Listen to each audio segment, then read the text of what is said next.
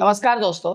चलिए हम लोग समांतर श्रेणी को सीख रहे थे, यानी चैप्टर नंबर 5 जो आप मैथ बना रहे थे, चैप्टर नंबर 5 का उसका क्वेश्चन नंबर 1 में जितना क्वेश्चन था हम लोग सॉल्व कर चुके थे। आज हम लोग एक्सरसाइज 5.1 के क्वेश्चन नंबर 2 को सॉल्व करेंगे।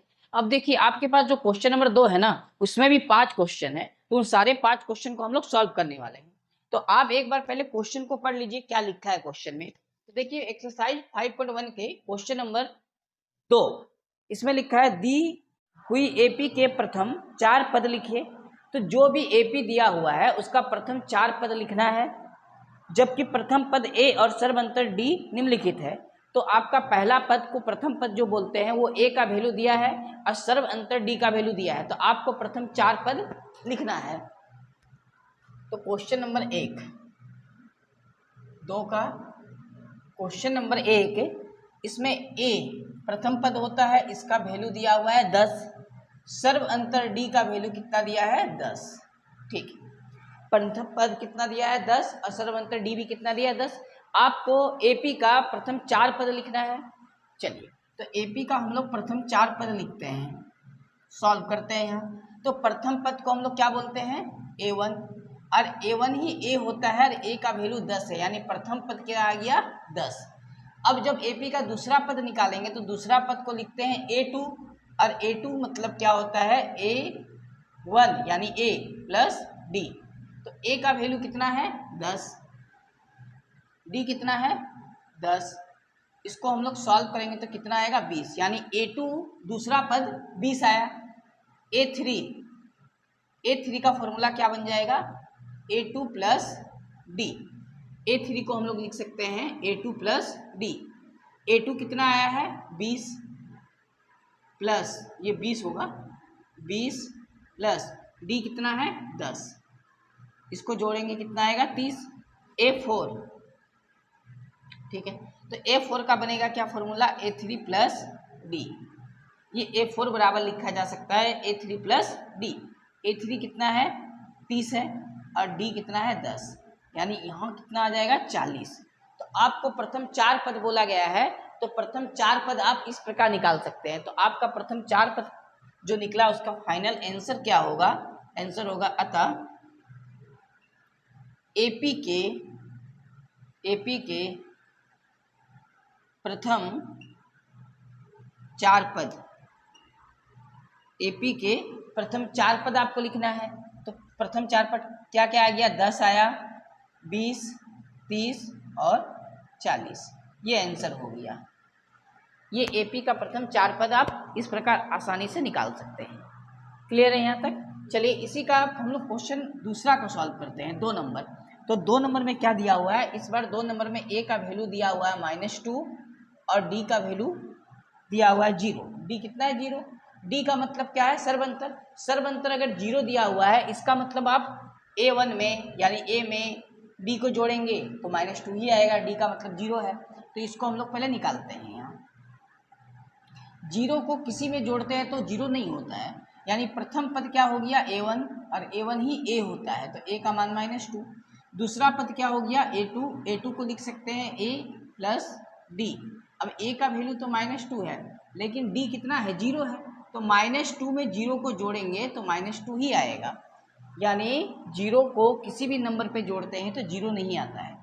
a3, तो a3 क्या होता है फॉर्मूला a2 प्लस डी। अब a2 का वैल्यू कितना निकला है -2 और d कितना है 0, -2 को 0 से जोड़ेंगे तो -2 आएगा, यानी प्रत्येक बार जो पद आ रहा वो -2 ही आ रहा। इसी प्रकार a4, तो a4 का फॉर्मूला हो जाएगा a3 प्लस डी। जितना भी यहाँ होगा उससे एक कम, 3 है 2, ठीक है। a3 -2 d 0, जोड़ने पे आएगा -2, यानी इसका जो प्रथम 4 पद होगा वो प्रत्येक पद -2 होगा। तो हम लोग लिखेंगे आंसर अतः एपी के प्रथम 4 पद -2, -2, यानी इसका प्रथम 4 पद जो है -2 ही आएगा सब पद, ठीक है।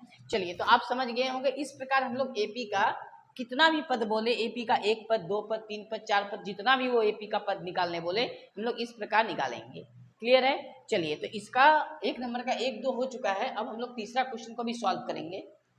देखिए क्वेश्चन नंबर इसका तीसरा, तो 3 नंबर क्वेश्चन में लिखा हुआ है। अब तो समझ में आ गया होगा, आप खुद से सॉल्व कर सकते हैं। a बराबर 4 है और d बराबर कितना है -3। ठीक है, तो हम लोग हल करते हैं। प्रथम पद को हम लोग a1 बोलते हैं और वो 4 है। ठीक है, a1 ही a होता है।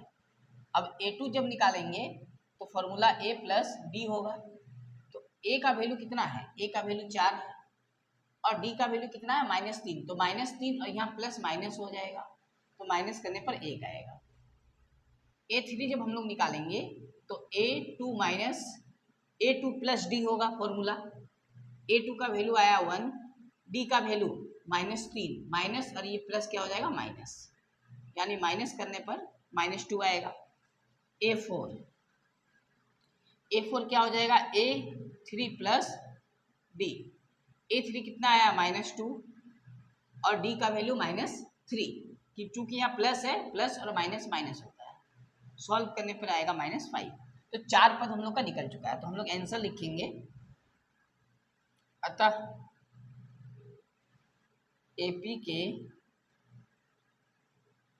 प्रथम 4 पद बराबर, तो प्रथम 4 पद क्या आया, पहला पद तो दिया हुआ ही है 4, दूसरा पद 1, तीसरा पद -2, चौथा पद -5। ये आंसर हो गया। इस प्रकार हम लोग निकालेंगे। अब देखिए इसका तीसरा क्वेश्चन हो गया, तो चौथा क्वेश्चन को सॉल्व करते हैं।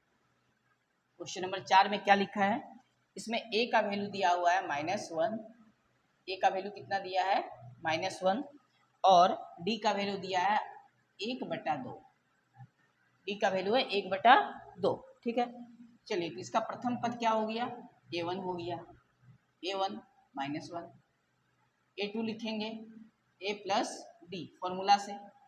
a का वैल्यू है -1, d का वैल्यू है 1/2। अब -1 से 1/2 को प्लस करना है, तो इसका सॉल्व इसको कैसे करेंगे, एलसीएम 2 आएगा, -2 + 1 यानी -1/2 आ गया। a3 निकालना है, तो a3 जब हम लोग निकालेंगे तो फॉर्मूला बनेगा a2 + d। a2 कितना है -1/2 प्लस d कितना है 1/2, माइनस और प्लस, माइनस प्लस 0, क्योंकि 1/2 माइनस में है, 1/2 प्लस में है, तो दोनों को माइनस करेंगे यानी घटाएंगे तो 0 आएगा, यानी माइनस प्लस कैंसिल हो गया। अब a4 निकालना है, तो a4 यानी a3 + d।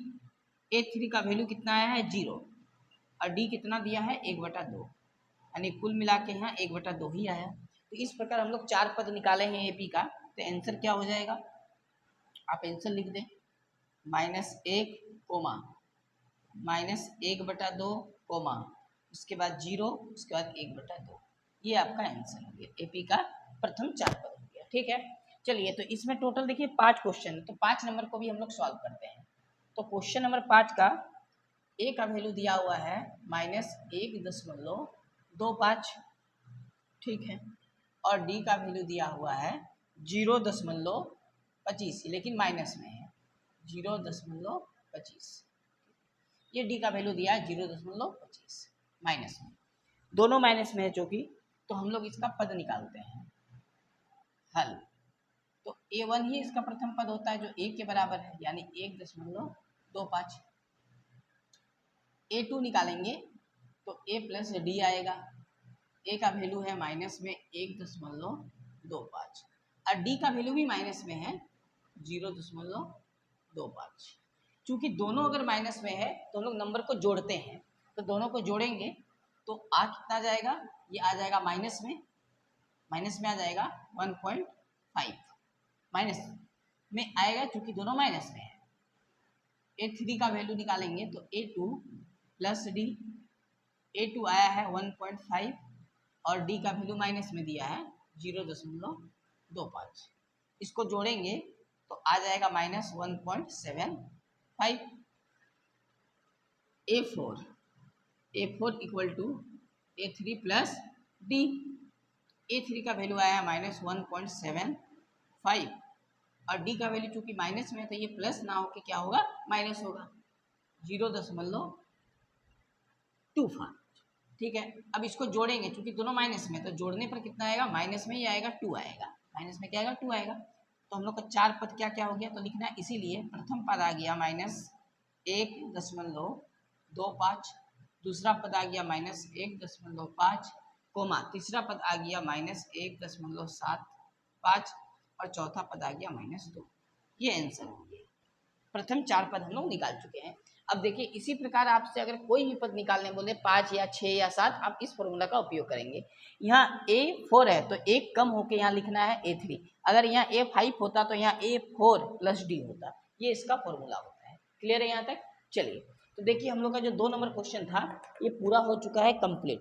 2 नंबर है, 5 क्वेश्चन था, हम लोग कंप्लीट कर चुके हैं। ठीक है, अब हम लोग क्या करेंगे, नेक्स्ट क्लास में 3 नंबर क्वेश्चन को सॉल्व करेंगे। क्लियर है? तब तक आप इस क्वेश्चन को लिख लीजिए, आराम से सॉल्व जो किए हैं उसको बना लीजिए। हम लोग मिलते हैं नेक्स्ट वीडियो में।